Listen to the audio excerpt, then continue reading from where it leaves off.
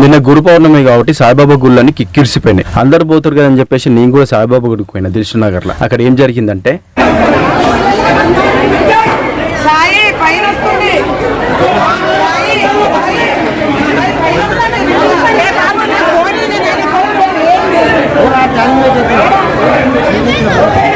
గుడి ముంగడికి పోగానే ఒకతడు పిల్లల్ని ఎత్తుకొని బయటకు వస్తున్నాడు హడావిడిగా వాళ్ళ భార్య కూడా.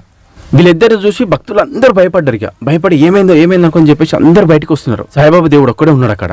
అరే ఏమైందిరా భయ అని చెప్పేసి ఎవరిని అడిగినా అని ఎవరు చెప్తలేరు. ఎవరిని పట్టుకున్నా సీరియస్గా ఏమైంది సార్ అక్కడ అని అడిగిన. మొత్తం ఫైర్ అయిపోయింది, తగలబడుతుందేమో పేలుతుందేమో అని చెప్పేసి అందరం బయటకు వస్తున్నాం అని చెప్పేసి అన్నాడు. అరే ఇక్కడ సాయిబాబాని ఒక్కరిని వదిలిపెట్టి మీరు వస్తారు ఇంద్రాబాయ్, సాయిబాబా దేవుడు మిమ్మల్ని అందరినీ కాపాడుతాడు, పని అని చెప్పేసి పోతుంటే అందరు బయటకు వస్తారు. కానీ నన్ను నెట్టేసారు. లాస్ట్కి అందరూ పోయిన తర్వాత నేను పోతుంటే పోలీసు వాళ్ళు నన్ను ఆపిరు. గురు పౌర్ణమి రోజు సాయిబాబా గుళ్ళో సాయిబాబాని ఒక్కరిని అట్లా ఒంటరిగా ఉంచిరిందని చెప్పేసి నా మనసులో బాగా బాధపడ్డా.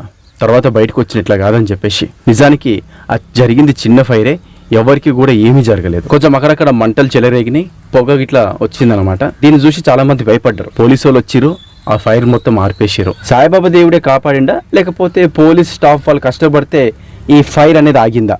కామెంట్లో చెప్పండి.